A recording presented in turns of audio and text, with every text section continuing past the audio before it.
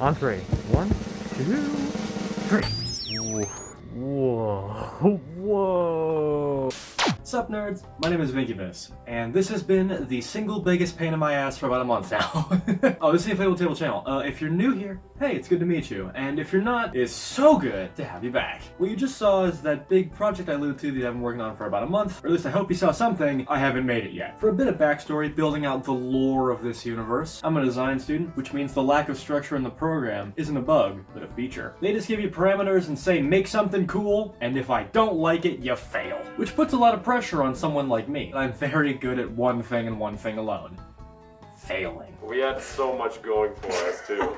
Case in point, this most recent project we've been assigned, the Luminary, which means for us that essentially we can design pretty much anything, as long as it A, looks custom and expensive, B, contains an element of biomimicry, and C, it has to be luminous. It has to light up. Effulgent. I think effulgent means smell, but water under the bridge. So first thing I did was make a couple of mood boards. Oh, I can take pieces from this and pieces from that and make something really cool because all ideas are taken already. And I noticed really quickly, a lot of fucking things light up. I mean, you got lamps, you got ceiling lights, and computer screens. We've also got more aesthetic lighting, like for example this mouse, which lights up because I'm a gamer. Or this charger, which lights up at the end so you can tell where it is in the dark or if it falls behind your dresser or something. So that's a pretty big range, which has pros and cons. Pros, lots of options. Cons, lots of options. Fortunately, I had a representative from the firm Fire Farm come in, and they do cool stuff like custom lighting for huge businesses like hotels, all the places you would expect to find pompous lighting. And that's not a dig, I would love to work for you. But one of their products in particular caught my eye because I am a psychopath and love math. They have infinity mirror lamps, and if this is anything to go by, I love the 80s. Usually the picking an avenue to go down is the hardest part for me because I'm a picky bitch, but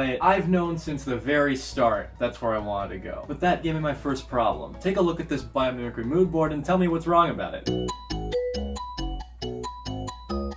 If you said none of these look like infinity mirrors, you'd be correct. Best I could do is radiosymmetry. So with not necessarily a plan, but certainly a direction I wanted to take this, I began the construction, in my head at least, of a bridge box. A bridge between concept and final. You test it here, and then after you're pretty sure it works, you take it to the final stage. So in theory, this stage is where all the sparks are gonna fly. And I knew pretty immediately this thing wasn't gonna be a box. You could look at it from any side and get different effects from it. So that's the only hard and fast parameter we got. My immediate thoughts were the Vsauce video about Michael Shapes and Adam Savage and Matt Parker's rhombolic dodecahedron infinity mirror. So the easy parameters out of the way, I then made a list of all the parameters I was less sure about. An overwhelming number came to mind as soon as I started breaking this thing down analytically. Like for example, going into this, I wasn't really sure if any shape would work. And sure enough, a lot don't. Is it an original enough shape I can try without feeling like I've copied somebody else's work? How am I gonna light this thing? Because you can use a light bulb like Fire Farm does, or you could use LED strips like Matt and Adam used. If I were to go with strips, how dense would they be? Or if I were to go with a light bulb, how would I suspend it in the dead center of the box? And for that matter, how am I going to lead power in? What material should I use? Because glass shatters and that sounds dangerous. Acrylic is brittle and scratches pretty easily. Polystyrene would yellow if I tried to laser cut it. And for that matter, is laser cutting even the best way? I mean, there's a vinyl cutter in the shop, but I don't know how that thing works. Circling back to the shape thing, I think strips are the way to go, but if I use strips, there's a very specific rule that I have to follow when leading in my power. Because let's just take this cube, for example. The shape has to have even vertices at as many points as possible. An even vertex has an even number of edges leading into it, which means that if I were to do a continuous lead all the way around the perimeter of the thing, I could get in and out of this corner,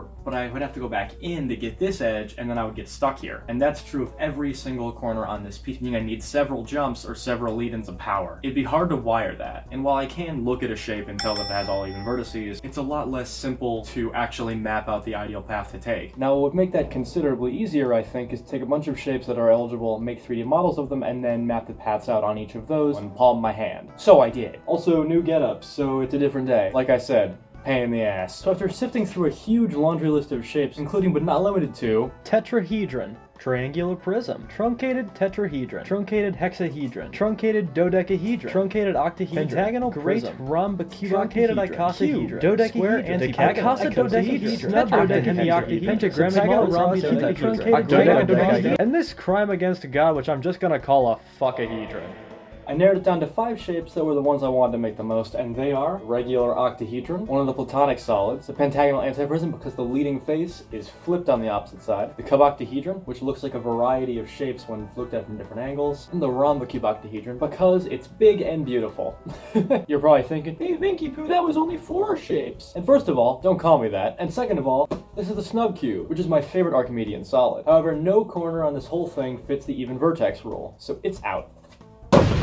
For the bridge box, at least, I ended up selecting the pentagonal antiprism. I thought knowing what a dodecahedron infinity mirror looked like, that flipping side thing would look pretty cool. There'd be an angle with these pentagons would infinitely nest inside of each other. And also, I'd never really seen sides done like this on an infinity mirror before. So with the bridge box shape chosen, I decided it was probably time to educate myself on what the fuck an infinity mirror is, and how it works. So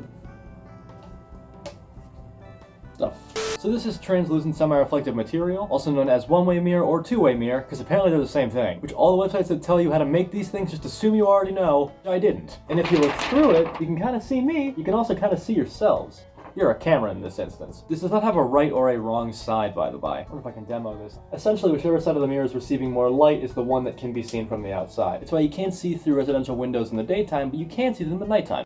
Okay, hi. It's me from the future. I forgot to record some importance. We take that reflective film and put it on 2 different surfaces, and if we put a light inside, making the inside a higher light gradient, light will travel from one side to the other and hit this mirror. And then some will get out, the part that you see, but some won't. It'll get bounced back around. And let's just say it winds up against this mirror. Some will get out, less than before because there's less light total, and the rest will get bounced back again. And we keep ping-ponging this light back and forth until eventually it's too little for the eye to perceive, or the ambient light in the mirror overtakes it. And that's why the effect works. Okay, back to your regularly scheduled programming. Now mind you, acquiring this stuff was no easy feat. I had to roll 2 orders of this film. I had to order 2 rolls of this film because the first seller sent me a bunch of canvas prints of leaves instead. Because shipping cost more than the actual roll itself, I didn't get a refund and instead just gave it to my roommate. So there's 25 bucks I'm never getting back. All that was left to do was to scale this thing up 2.5 times and make it out of acrylic because the laser cutter is a pop.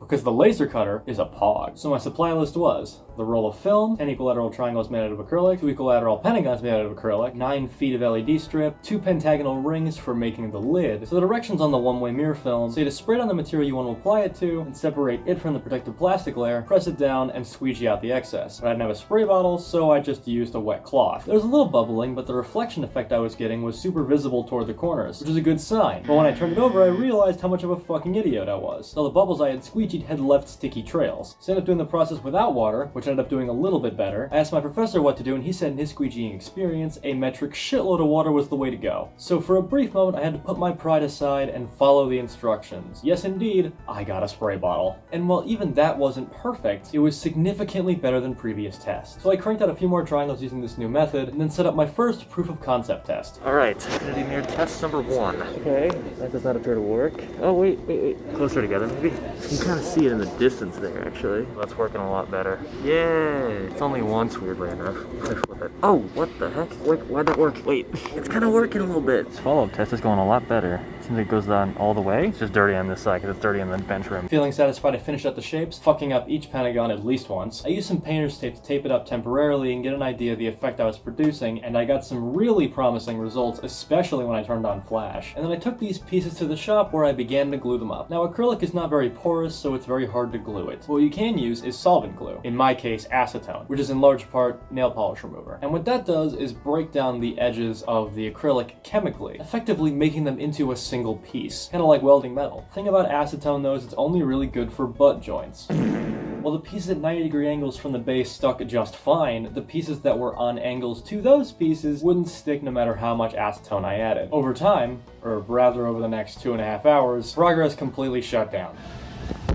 I would say you wouldn't be wrong to have called today a complete and total failure. Some of the pieces did respond well to the acetone, actually stick to the base here. The other ones, namely the ones that were on at angles, which stayed no matter how much acetone I applied, and I applied so much that I was going to fucking suffocate in there. On top of that, a lot of these parts are frayed because of how much I used. These are stuck on here, awkward angles, and a good number of them have horrible residue from where I guess acetone found its way in between between the tape and the actual back of the piece. So even the ones that did work out are probably gonna have to get trashed too. So I guess it's back to the drawing board. But still, despite an entire day and a lot of material lost, I wasn't done. Because in design at least, sometimes two wrongs do make a right. Indeed, sometimes multiple problems have the same solution. And wouldn't you know it, that was the case for the bridge box. Because in my preoccupation with sticking the outside together, I hadn't stopped to consider how to stick the inside together. How are the lights gonna stay in place? Fortunately, however, LED strips often have a sticky backing, which mine did, which in a lucky twist was just enough to hold it together. Long-term viability aside, in the short-term proof of concept sense, perfectly valid solution.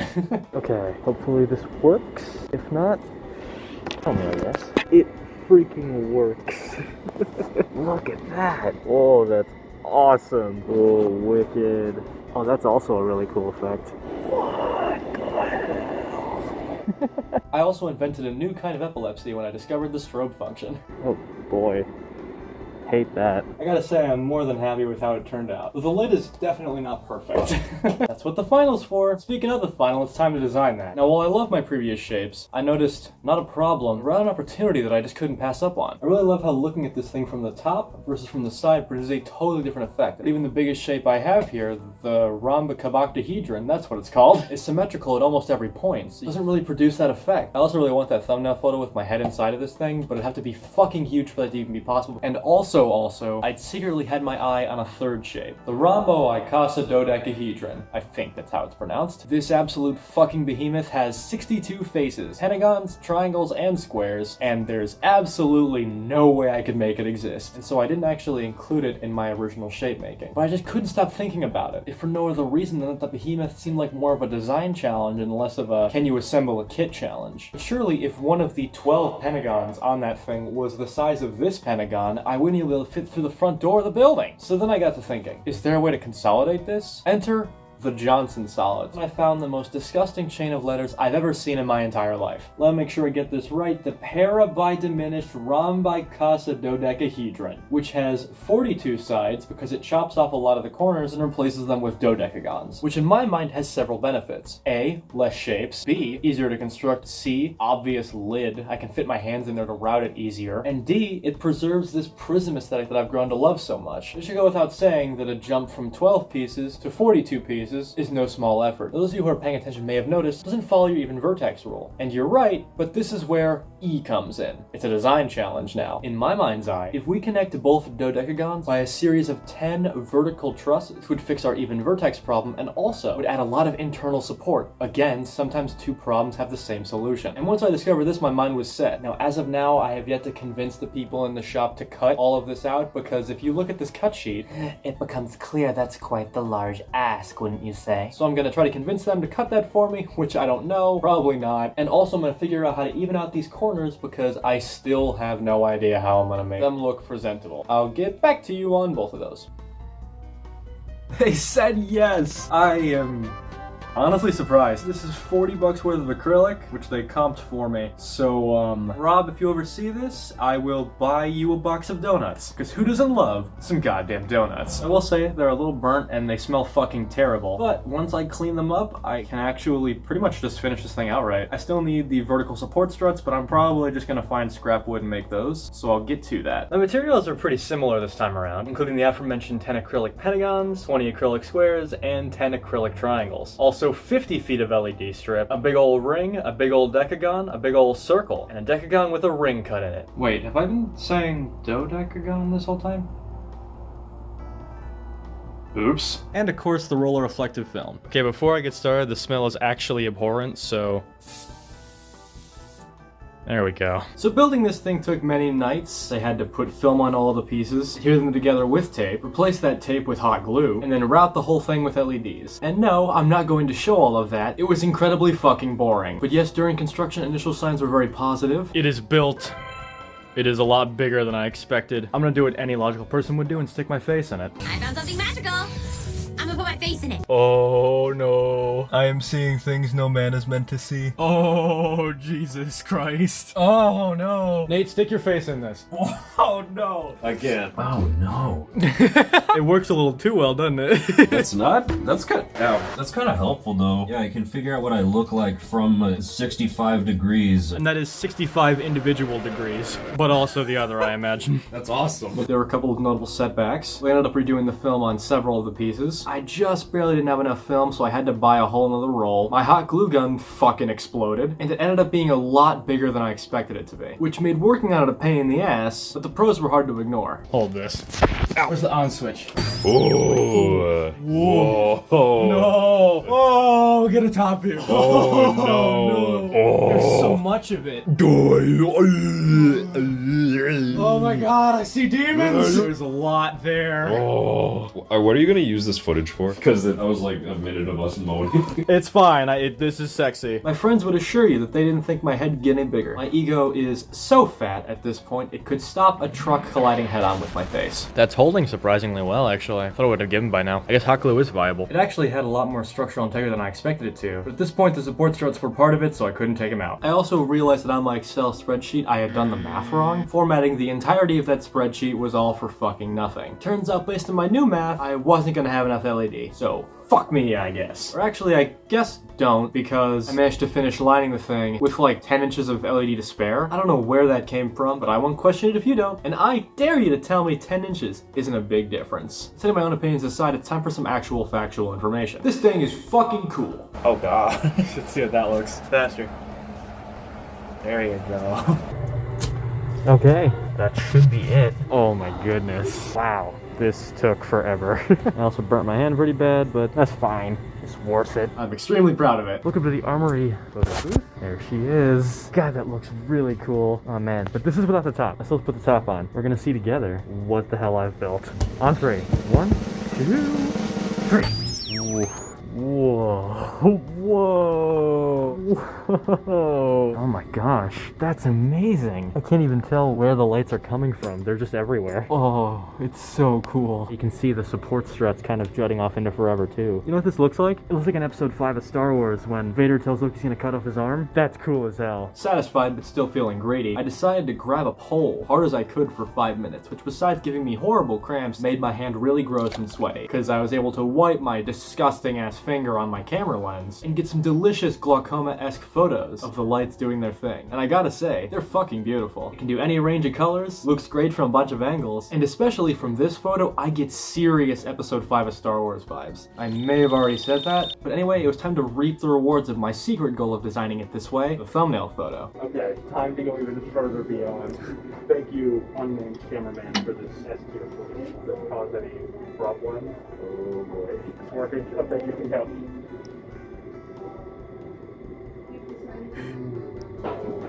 I see demons. It's not perfect. The hot glue lines are not beautiful. I'm not denying this. And especially on the transitions from those vertical struts to the actual inner perimeter, the blacking out effect of the underside of the LED strips is lost a little bit. So like the bridge box, it's not perfect, but it's perfect enough. And that's good enough for me. A, because I mean that, and B, because I have to. Presentation day is real soon, and it's too late to fix it. So let's do that. Oh my god. I'm gonna throw up. Can I do it with the strobe? You might die. Oh no! Jeez, Calvin. That is dope. Unique experience. I gotta try it. That's insane. It's like, oh, it can't be that bad. And then you're inside, and it's like, you can't see anyone. You just see yourself. You're in a face prison. So cool. we will live This to is see a horrors dope beyond our comprehension. This is what it means to go even further beyond. The extra layer of it, just as is funny to me. Oh shit. Oh no. Well, that Oh, works. Just leave it. Just leave Okay. it. Oh no. Oh no. Oh no. Oh jeez. Behold, limitless power. The magnum opus. Oh my gosh. I also got the reactions of a lot of my friends, and it was overwhelmingly positive. You know, Nate, if you want to put it on your head, that's an option. Nice going, Nate. No! Shit and fart. Are you ready to go even further beyond? Yeah. Oh no. Hit strobe quickly. Give him a seizure. Smells like Home Depot. Yeah. Jesus, the camera can't even register it. But yeah, I believe that's it. By the way, day 6 of recording. Thank you so much for watching. This video has taken me 2 weeks to finish. It took a lot out of me, but it was really fun to make it. So if you liked it, let me know in any of the ways. But anyway, I hope you had fun bouncing light with me, because I had fun bouncing light with you. So as always, stay on drugs, don't do school, watch the Owl House. Oh, what the oh, I turned on flash. Ah!